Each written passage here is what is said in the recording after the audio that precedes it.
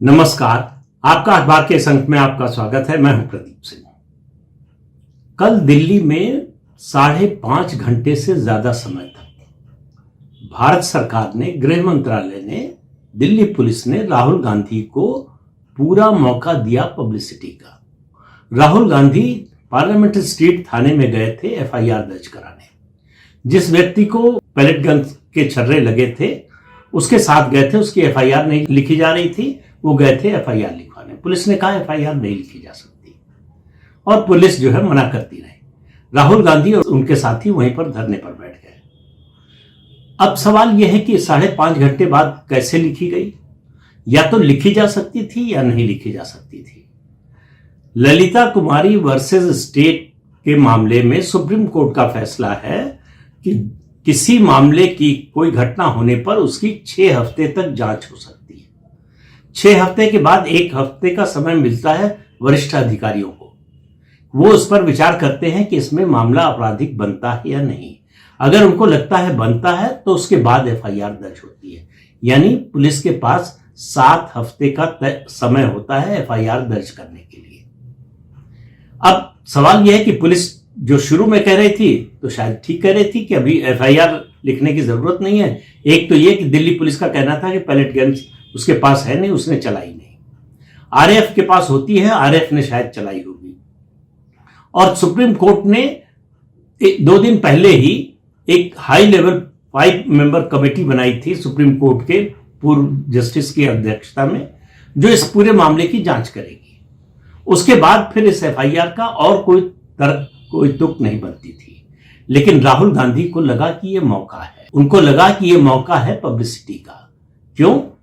क्योंकि उनका कंपटीशन आजकल अभिजीत दीपके से चल रहा है कि एनआरकी में कौन आगे निकल सकता है, सड़क के जरिए सरकार से बात कौन मनवा सकता है। तो उन्होंने देखा जंतर मंतर पर दीपके और उसके साथियों ने क्या किया, एक केंद्रीय मंत्री का इस्तीफा ले लिया और उसके बाद सरकार से अपनी बातें मनवा ली। सरकार के मंत्री उससे बातचीत करने आए, एक ऐसे व्यक्ति से जिसके संगठन का कोई अता पता नहीं है सिवाय सोशल मीडिया पर उसके फॉलोअर्स के। वो कोई राजनीतिक दल नहीं है, वो कोई स्वयंसेवी संगठन नहीं है और न कोई वो सामाजिक संगठन है, न ही वो छात्रों का संगठन है। फिर भी सरकार ने उसकी बातें मानी, 2 मंत्रियों को भेजा, उनसे बातचीत हुई और उनकी जो शर्तें थी वो मान ली। राहुल गांधी को लगा कि मेरे साथ भी ऐसा ही हो सकता है, मैं भी ऐसा कर सकता हूं। तो तुरंत उन्होंने जो है प्रधानमंत्री आवास के बाहर धरना दे दिया था कि अब यहां मैं जो कहूंगा, धरने पर बैठा हूं, मेरी बात मानी जाएगी। 3 घंटे बैठे रहे, अपील करते रहे पूरे देश से कि जो भी राष्ट्रभक्त हो यहां आ जाए। कोई नहीं आया। आखिर में पुलिस ने उठा दिया। अब यह राहुल गांधी के लिए एक तरह से ईगो का इशू बन गया था कि उनको कुछ तो हासिल करना था और उनको कुछ हासिल करने का मौका दिल्ली पुलिस ने दिया, या दिल्ली पुलिस को जिन लोगों ने सलाह दी या जिन लोगों ने निर्देश दिया। या तो आप सुबह जब वो आए थे तब एफआईआर दर्ज कर लेते, मामला आधे घंटे में सब खत्म था। लेकिन आपने 5.5-6 घंटे तक ड्रामा चलाया और सारे मीडिया पर, नेशनल मीडिया पर सिर्फ राहुल गांधी चल रहे थे, उनका धरना चल रहा था। सवाल यह है कि सरकार को इससे हासिल क्या हुआ? सरकार या तो तय कर लेती कि हमें एफआईआर नहीं दर्ज करना है, या दर्ज करना था तो उसी समय दर्ज कर लेना चाहिए था। ये एक तरह से बताता है कि पूरी सरकार अनिर्णय की स्थिति में है। कौन फैसला ले रहा है, कौन निर्देश दे रहा है। जंतर मंतर का धरना चल रहा था, प्रदर्शन चल रहा था, उस बीच में आपने पुलिस कमिश्नर बदल दिया। इंटेलिजेंस ब्यूरो से एक आईपीएस अधिकारी को लेकर आए और उसको जो है पुलिस कमिश्नर बना दिया। उसके बाद 20 जुलाई को क्या हुआ पूरे देश और दुनिया ने देखा।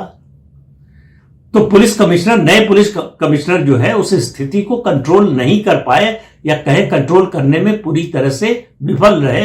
ये पूरे देश ने देख लिया।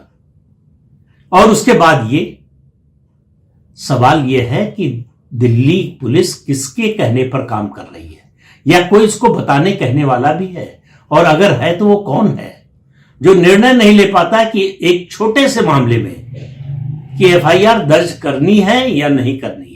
राहुल गांधी को सफल होने का मौका सरकार ने क्यों दिया?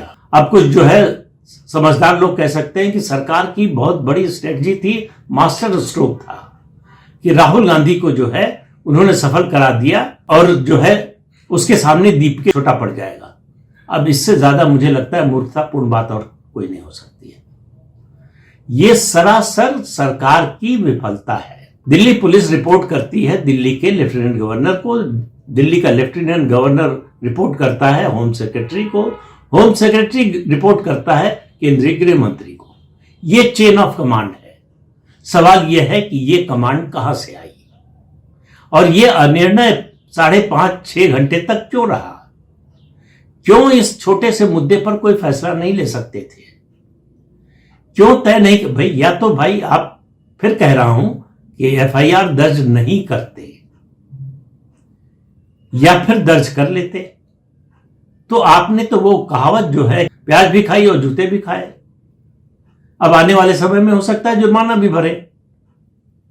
तो ये जो निर्णय की स्थिति है, आप दीप और के साथियों के बारे में फैसला नहीं कर पाए कि इनको धरने की परमिशन देनी है कि नहीं, एयरपोर्ट पर जाकर धरने की परमिशन दे आए। ये पहली बार हुआ देश में, मुझे लगता है दुनिया में कहीं नहीं हुआ होगा कि धरना मांगने वाला एप्लीकेशन लेकर आया नहीं, उससे पहले दिल्ली पुलिस पहुंच गई उसके पास कि हुजूर ये लीजिए परमिशन, आप धरने पर बैठिए। 1 दिन के धरने की परमिशन मांगी थी उन्होंने, 1.25 महीने करीब बैठे रहे। पुलिस क्या कर रही थी? जिस दिन सोनम वांगचुक को उठाया था उसके बाद जंतर मंतर खाली हो जाता, लेकिन दिल्ली पुलिस ने फिर कॉकरोच जनता पार्टी को बैठने का मौका दिया, भीड़ बढ़ाने का मौका दिया और मौका दिया लगभग 2800 आपराधिक व्यक्तियों के आने का, उस कथित आंदोलन में शामिल होने का। 200 पुलिस वाले घायल हुए। इसके लिए जवाबदेह कौन है? इस तरह की मिस हैंडलिंग, उसके लिए कोई तो जवाबदेह, कोई तो जिम्मेदार होगा। और आप अगर इस तरह से एफआईआर लिखेंगे, ये एफआईआर तो दरअसल भले ही अननोन व्यक्तियों के खिलाफ हो, लेकिन एक तरह से पुलिस के खिलाफ है, तो अगली बार ऐसा मौका आएगा तो पुलिस वाले जो है हाथ जोड़कर खड़े रहेंगे कि हमको कुछ करना ही नहीं है, क्योंकि हम कुछ एक्शन लेंगे तो उसके बाद हमारे ऊपर वाले तो जिम्मेदारी लेंगे नहीं, हमको आगे कर देंगे कि इन्होंने किया है। यह फैसला भले ही वहां पर मौके पर मौजूद पुलिस अधिकारी का हो, किसी भी आंदोलन को कंट्रोल करने के लिए फोर्स इस्तेमाल करने का फैसला भले ही मौके पर मौजूद पुलिस अधिकारी का हो। दिल्ली में कमिश्नरेट सिस्टम है तो डीसीपी को मजिस्ट्रियल पावर भी होती है, लेकिन अल्टीमेट रिस्पॉन्सिबिलिटी तो सरकार की होती है। कमिश्नर, एलजी, होम सेक्रेटरी और होम मिनिस्टर, ये लोग अपनी जवाबदेही से कैसे बच सकते हैं? और अगर ये लोग जवाबदेही से बचेंगे तो पुलिस का जवान, पुलिस का अधिकारी वो पत्थर खाने के लिए है, वो पिटने के लिए है। वो क्यों पिटेगा? वो भी साथ खड़ा हो जाएगा आंदोलनकारियों के कि आपको जो करना हो कीजिए, हम कुछ नहीं करेंगे। अगर उस दिन फोर्स का इस्तेमाल दिल्ली पुलिस के जवान नहीं करते तो उस भीड़ को संसद भवन में जाने से कौन रोकता? और संसद भवन में चले गए होते तो क्या होता, इसकी सिर्फ कल्पना आज की जा सकती है। तो पुलिस को ड्यूटी निभाने की सजा तो नहीं मिलनी चाहिए, पुलिस को धैर्य रखने की और कम से कम फोर्स का इस्तेमाल करने की, और उसके अलावा जितना मिनिमम जरूरत हो उतना फोर्स इस्तेमाल करने की सजा मिल रही है। सुप्रीम कोर्ट ने भी जांच कमेटी बिठाई है तो ये जांच करने के लिए कि फोर्स का बेजा इस्तेमाल हुआ कि नहीं, क्या जरूरत से ज्यादा इस्तेमाल हुआ।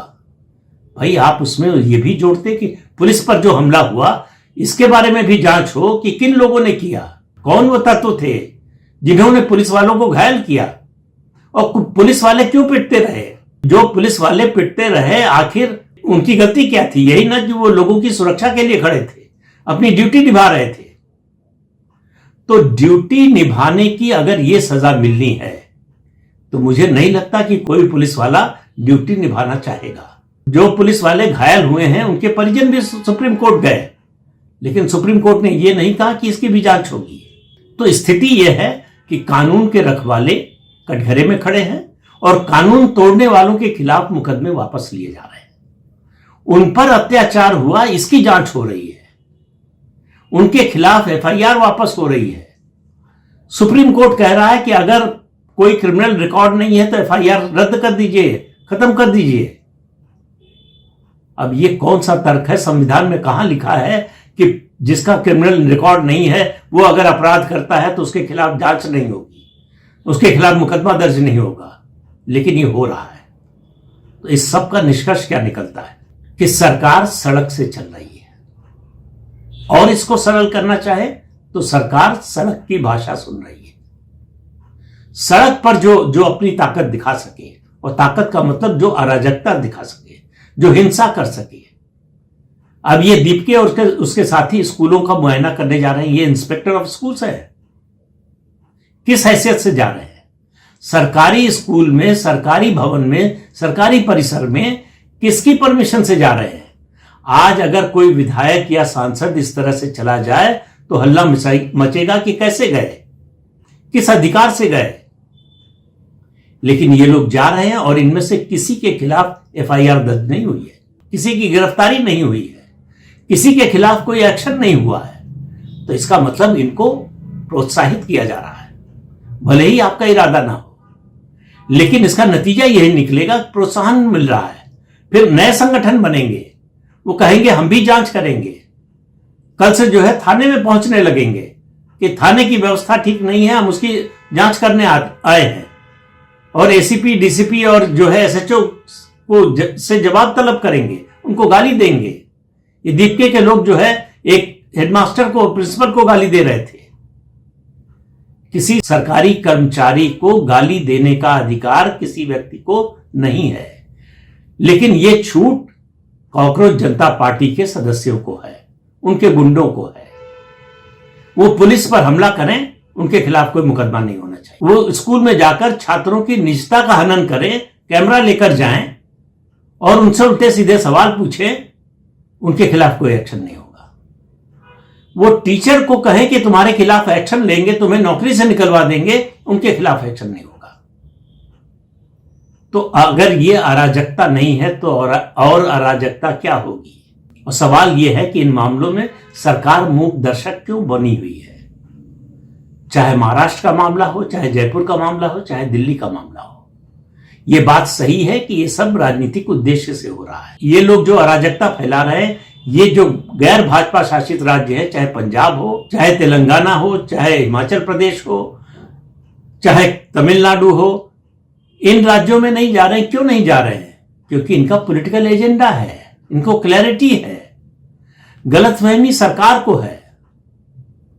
सरकार इनसे क्या अपेक्षा कर रही है कि आप हमारे यहां आ रहे हैं तो हमारे विरोधियों के यहां भी जाइए। मतलब आप सही काम कर रहे हैं, लेकिन सिर्फ हमारे खिलाफ ही मत कीजिए, हमारे विरोधियों के खिलाफ भी कीजिए।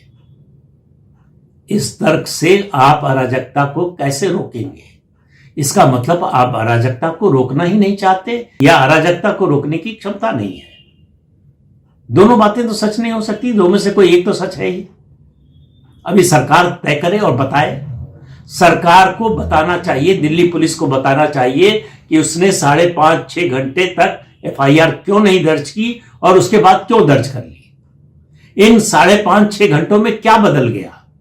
कौन सा संविधान बदल गया? कानून बदल गया?